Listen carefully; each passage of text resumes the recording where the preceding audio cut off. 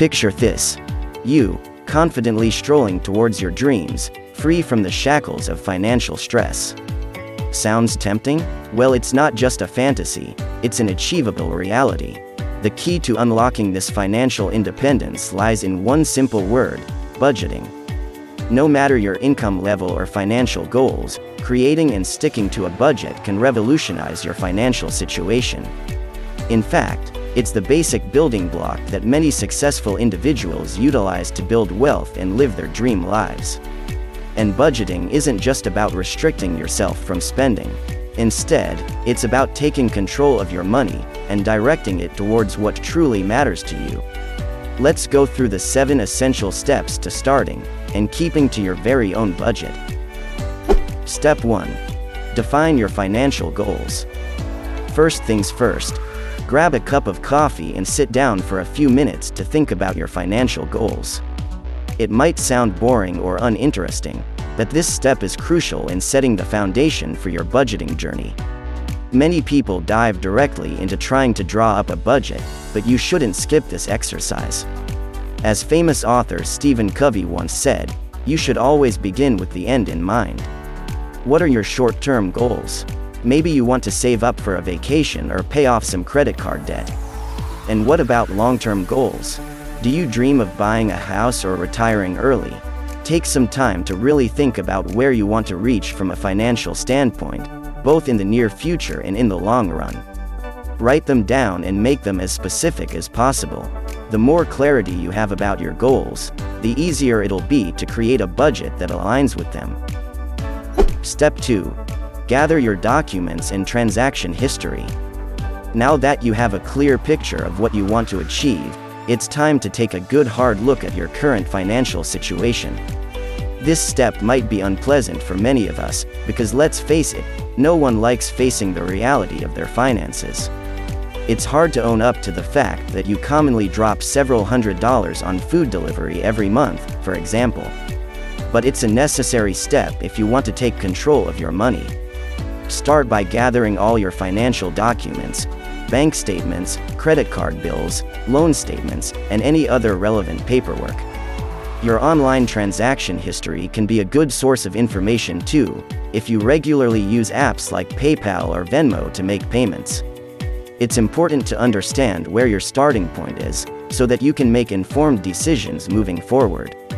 This step may be a harsh reality check, but it's necessary in order to create a budget that is realistic and effective. And don't beat yourself up over past financial mistakes. Instead, use them as learning opportunities to improve your future. Step number 3. Populate your budget.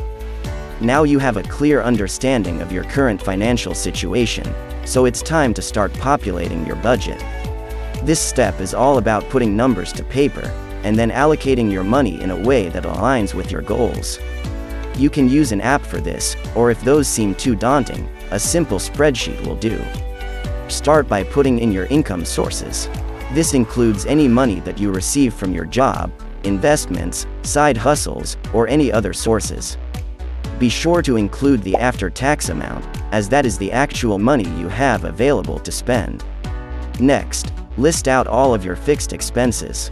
These are the bills that you have to pay every month, like rent or mortgage payments, some utilities, and auto loan payments.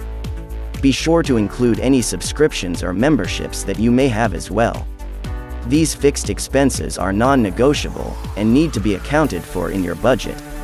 Once you have your fixed expenses listed, it's time to move on to your variable expenses.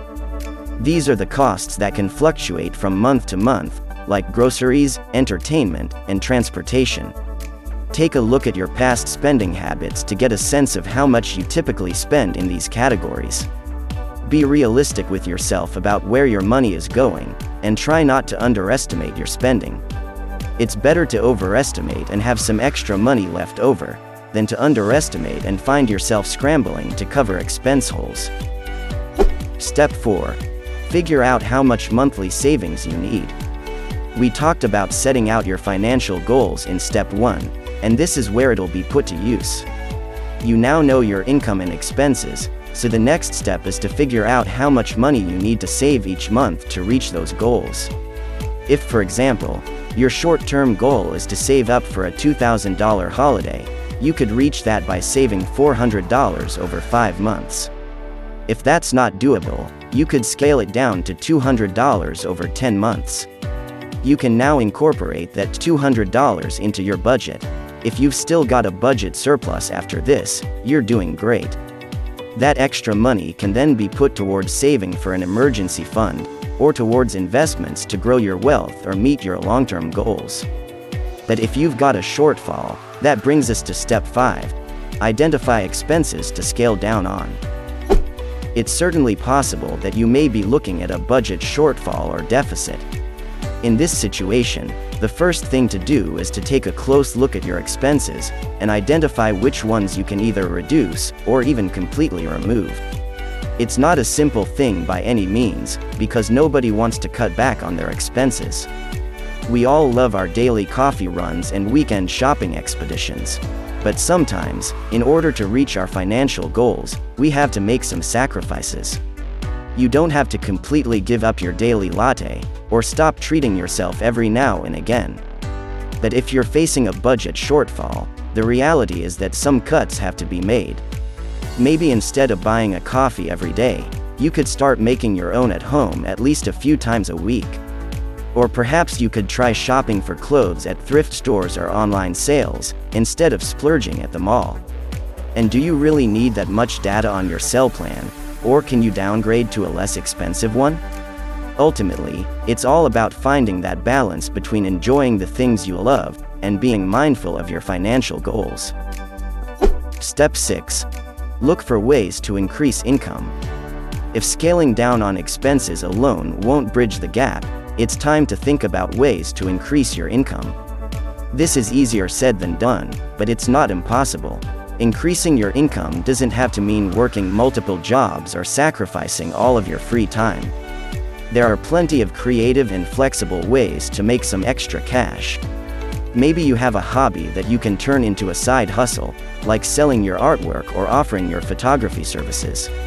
Or perhaps you have some skills that are in demand, like graphic design or writing, that you can offer as freelance services.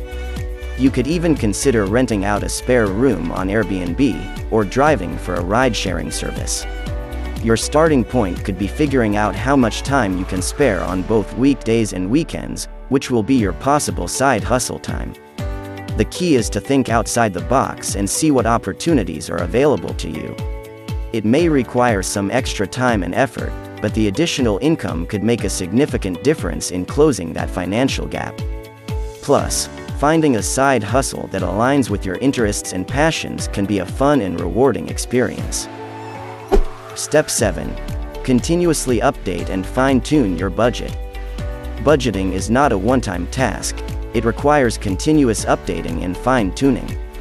As your circumstances change and your financial goals evolve, it's important to keep your budget in line with these shifts and fluctuations. Your income will change over time, and your spending certainly will too. Remember to constantly update these into your budget, so that it always stays relevant. Once a month, or at the very least once a quarter, is a good interval for this exercise. You can then readjust your savings or investment amounts to help you reach new goals. It's also a good reminder to constantly monitor your expenses and look for ways to reduce them. Check out these videos next on the best tips and tricks to help you save more.